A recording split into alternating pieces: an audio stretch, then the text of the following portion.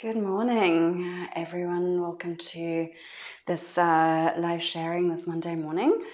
I want to talk about treating back pain with Thai massage. So many people who come to receive a treatment from us suffer from some form of back pain. I mean, almost literally everyone. So this is a question that I get asked a lot. How can I do more? What are more techniques? When is your next training coming up? And I do actually have an advanced 4-hour workshop coming up. And I should have written down the dates. I didn't. But I also have the actual advanced 5-day training coming up in July. And so I'm talking to quite a few people about this at the moment anyway, and there's questions coming. So I thought I might also just share a little bit more here. And I actually already talked about this. I already talked about I think I said like 6 or so different aspects that we would look at as far as the kind of roots of the actual pain go, and then obviously how we would then work with that respectively. I think I did write that down. That was on the 27th of April. I did that talk, so just go back on this page and have a look for that to get an overview. And the other thing really I just want to kind of keep pointing out is that no matter what level of training you've already had, you already have so many tools to work with. So just a little recap, those 6 areas that we might want to investigate was energy lines, seeing what the flows of the lines, of course, and really orienting by that, and that's mostly Sensumana and Pinkala and Itta, the first 3 lines. Blood stop stagnation. Is there stagnation anywhere in the body? That can often lead to issues with the back and the lower back. Obviously looking at any particular muscles involved and holding up the back and moving. That could be holding quite a lot of tension around that, but obviously also looking at the bone structure. That could be the spine, the sacrum, the pelvis. Also internal organs, very relevant when it comes to back pain, and obviously the whole world of fascia as well as the craniosacral system. So that's a lot to look at, and in most likelihood you're not able to really touch on all of that in one and the same treatment. So it might also be a case of needing to address 1 or 2 of these things and see how the body might respond to that and what you find, and then getting feedback and working from there. And some of those areas you might also feel like you might not have enough vocabulary, enough tools. So yeah, I guess then you do need to come and do some more training. But I really, so just going back to what I already said, you have so much material already that is great for the back. So here's a little story. What was it, like last month or so? I had a couple of private students, and then they eventually came together as a small group, and so we ended up jumping around the manuals a little bit for whatever, it doesn't really matter why. But so after 2 days, this was a lady that we had done, she learned the feet, the leg line, single leg, double leg. I think we did a little bit of work on the arms, and we actually then did sitting as well. So it's a bit random, but actually thinking back on that now, felt that's actually quite nice chunk of material to take away and start practicing with, because yes, it's a lot of leg stuff, but we also get quite a bit of a stretches in with a double leg, and then the seated position, we're taking it way up into the body, and so whoever was her guinea pig would actually receive something quite balanced, and then from sitting you can sort of go off. So maybe that wasn't actually such a bad combination. Anyway, so 3 weeks later we meet again, and she reports back, and actually she had practiced quite a lot in that time, gave a few practice sessions, and one of the people that she worked on actually did suffer from quite a lot of back pain, and I think she might have even had that person might have had a herniated disc. So my student knew already to be a little bit careful and cautious on what to do and not to do with that herniated disc. So she really focused on those leg lines and some of those beautiful stretches. So with relatively limited material and limited experience, she only literally just started. She gave this person, I think it was an hour and a half treatment already. And afterwards, this person was just so happy because she was just not in pain anymore, that she normally feels all the time. So there you go. Don't underestimate what you already have in your very powerful toolbox. But what I thought I might talk about is just what one possible treatment protocol, I like to call it, might be. If I don't really know that much about the person, there isn't any particular obvious cause for the back pain, and I'm maybe working with just sort of that big a toolbox. And obviously not being able to address all of those 6 things in one and the same treatment, but kind of having to pick something out. And this is something that I might start with as a little, to see what might be going on or might be at play. So quite often, I would start a person in prone position if they really kind of go on and on about that there's something with their back. It's a bit funny because my main reason for this is I want to make sure I get to the back, and I don't want to get sidetracked. So I feel like I really want to make sure I touch that back, I free it up, I get to the spine, and also kind of see what might be going on if I get a sense of something. And I don't want to run out of time. I want to make sure I really get to it. The other reason, and that's also happened a few times, is that people actually feel quite uncomfortable lying on their back when there's things going on, particularly around their lower back. And yes, you could prop them up with like something under their knees and all of this, but actually starting them in prone position, after that possibly taking them into side lying position, and only then taking them around onto their back might just do the trick, and they will be much more happy lying on their back then. So that's another aspect. So I would often start in prone position, and yes, this comes down to the amount of material that you might have, but I can easily spend half an hour here. So something that you could maybe do in terms of your focus here with your toolbox that you might feel is not quite so vast just yet. Make sure you spend time on the stuff that you do know, and like don't rush through it. So you have a chance to just focus on that. Even I would really work the back of the legs here, because it's such a nice opportunity, and it is so great for the lower back, and that might already create a huge relief. So go 2-3 times up and down those legs. See if you can really get onto the sacrum, and a good butt massage. The glutes and the piriformis often involved and culprit in lower back pain.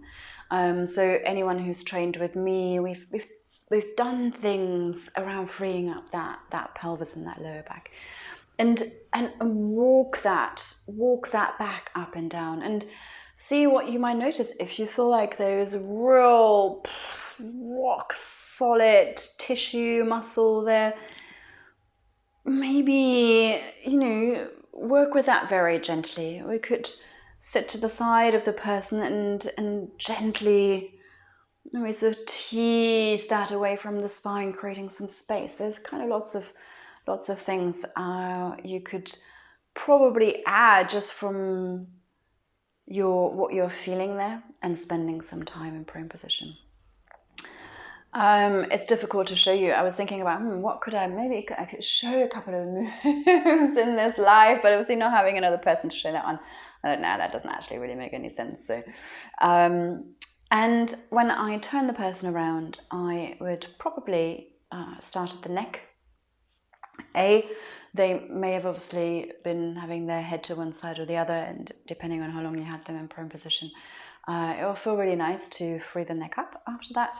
But also, because this protocol that I'm thinking about here is actually going to eventually focus on pelvis, sacrum, SI joint, psoas muscle, internal organs, kind of really that lower part. And this is the counterpart to it. So with whatever techniques you already have to free up the neck and the suboccipital muscles, to free up the occiput, to be in harmony with that sacrum a little bit more, for information to flow, for possible impingement on the vagus nerve to be released so that the body can release and shift. So a good work on the neck and the suboccipitals. That is what I would start with, to really free that up, to free up the conversation, the communication going down, and to like really prepare in counterbalance, I'd say, to the focus that I'm going to give to the pelvis area. And then I would maybe do some kind of check-in, walking down the feet, down the body, all the way down to the feet. And yes, you know, a nice foot massage would be great. That's kind of, you see where you're at with that. I would give the leg lines some attention here, for sure. And pick my single leg stretches and my double leg stuff that I feel has a particular focus really on freeing up the hips and the pelvis, and with that, you know, the sacroiliac joint, all of that area. So, you know, look at your manuals, your books, and really pick those out. So you don't need to do the entire sequence, but I would, you know, maybe do, I don't know, you know, 5-6 things on each leg. The sacrum press, also really beautiful, I think, to do here. You know,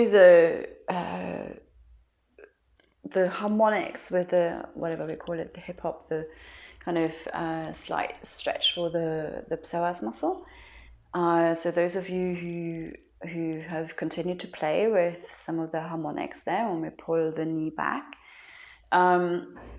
do that for longer. You know, I often see people just walking away with that beautiful tool, but not really embracing it by just skipping through it quite fast. Those harmonics and that technique is there to really, you keep going for quite some time, because you're teasing that psoas muscle to eventually get the message and go, okay, maybe I could really. So really try and focus on anything that you have in your toolbox on freeing up the psoas muscle. And the psoas muscle, it could well be that one is more the culprit than the other, of course, but they do come as a pair. And I would give them equal attention so that they kind of get that sense of equal release and normalizing. To not only focus on the one side that maybe the person was talking about, because it could well be that there is quite a bit of tension on the other side. They compensate for one another. So really focus on both psoas muscles, left and right. That would be one thing to take away. Then really going into the belly here. So, and you can mix this up a little bit, you know, you can, you don't need to be so kind of one chunk and then the other chunk and then the other chunk, but find your opportunities to get into the belly throughout. And with the belly, whatever techniques you already have. So here's one that you can do it with one leg over yours.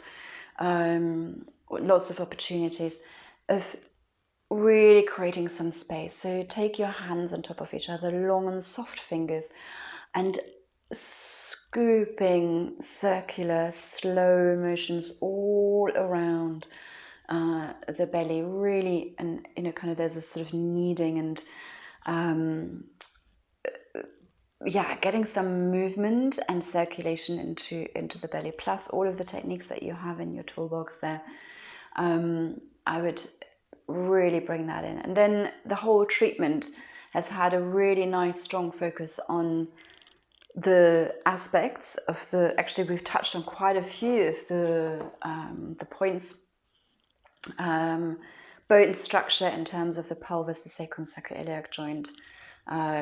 We might have supported realigning the pelvis a little bit, which very often is out of alignment in many people, and that could be possibly even the root cause. The psoas muscles are often involved in that misalignment, so we're focusing on freeing up the psoas muscle. Psoas being obviously a big stress kind of muscle, so freeing that up. And remember, that is attached to the whole lower spine, very likely involved if there is lower back pain. And the organs, and obviously the psoas muscle is kind of scooping around right the back of the bag that all of your internal organs are in, and it could be pulling on those, leading to all sorts of digestive issues, or vice versa. There might actually also be some inflammation around the organs, and that's affecting that whole area and the lower back. So all of this is, as you already know, one connected area. So that is often maybe the area that I would start off with if I didn't really know so much about the person or where this back pain is coming from, but really freeing that up, creating some room, getting some circulation going there, getting some attention there, and integrate that, because that is intense work. So go ahead and find some nice integration at the end. So with some deeper abdominal work, a lovely stretch and a twist is really beautiful. Some rocking, letting that settle, something that gives the person a chance to go again, and letting that integrate. So integration after that. Quite intense work. And that could be, it could be anything from your book. And something that I might finish with is maybe bringing some energy into the hatha. And I don't know what possible techniques you might have already learned with me in terms of activating, stimulating, settling the hatha, but something simple enough that you could do. You could sit by the side of the person, you could slide one hand under the lower back and bring the other hand on top, just below the navel. And you could just hold that very gently, no pressure, no manipulation. And you can hold that for, well, really like a few minutes, to be honest. So make sure, absolute key is that you find a position for yourself that is comfortable enough to sustain that position for, let's say, 5 minutes. Well, it'd be a really beautiful way to settle at the end, and it will also support that integration that I was just talking about. So that would be maybe a possibility, a kind of like I said, I call it a protocol, a way of structuring a treatment with lots of material that you already have. If you have any questions about that, keep asking. Keep commenting. Maybe you have some ideas around that. Please do ask. I love sharing and talking about this. If there is any particular angle, a particular aspect about back pain that you are coming across a lot more, that you would like me to talk to, then please put that into the comments as well. Very happy to make another video with a different angle on this. This was really my intention, to just give you an idea for a starting point. And of course, say come to the workshop. I think it's like the last. No, it's not the last weekend in June. It's actually quite soon. I think it's already on the 12th of June. It's a Saturday, I think. Oh dear, I really should have looked that up. It's a 4-hour workshop. I'll have 2 people coming in person at the studio with me. It'd be nice to be there in person at the yoga space in Lisbon. So we've got 1 spot left on that for those who are local, and then the rest is online. Everybody will get the recording, and I'm keeping that group very small so I can really give some attention. So spaces are limited. I think I'm only opening up 6 or 9 spaces. Everybody has to bring a person to that workshop. So it's not a swapping and a changing. You need to have prior Thai massage training for that one. Ideally, maybe with me, so I know where you're at, but that's fine if you study with somebody else, of course. But you need to bring a person, so unfortunately you don't get to receive these techniques. But the advantage is, of course, that we can cover more material and that I can, also just give you the attention that you need, because I'll be also able to watch you a lot more as you will be practicing more. And that's a 4-hour workshop. And then the training, the 5-day training is coming up in July, and that is, that was it. Yes, it also is the 12th. So from the 12th to the 18th is 6 nights, but the training is split. It's actually 5 days worth of training. And it's residential and a beautiful retreat. So we have a chance to dive in, to take a break from daily life, really immerse ourselves. So I really have come to appreciate running these more advanced trainings as a residential intensive. And I know there have been a few requests to maybe do that also more modular and in Lisbon on weekends. I feel quite strongly though about really at that stage, it's important for us to take ourselves away from day-to-day life and to really give this practice the space it deserves and needs, and us as a therapist and practitioner to really grow personally, also to maybe do some work on ourselves also from time to time. And that is just a lot more easy to facilitate in a retreat format out in nature, where you serve beautiful, delicious food, where you can really focus on the practice and yourself and where you are at. And I think that is really needed as part of developing our skills and developing ourselves as a therapist. We need to do that from time to time. And as valuable and amazing as some individual training days can be, I don't feel that is always enough. It can be good at times, but it's not always enough. To just keep collecting techniques and knowledge and techniques and knowledge and techniques and knowledge. It's about creating that space for ourselves to really embody the practice, to go deeper, to discover, to listen, to become present, to go back to our own practice, and to do the work on ourselves. We've got to keep doing that. And maybe, I don't know about you, but I've actually found that the pandemic has really challenged me on that and doing the work on myself, because there was just so much else to deal with that was challenging enough. So it actually took some focus away on some of that work I need to and want to do on myself. Anyway, so that's my invitation to join me out in nature. It's just outside of Lisbon, really easy to get to, beautiful, quiet place in the vineyards, 12th to the 18th of July.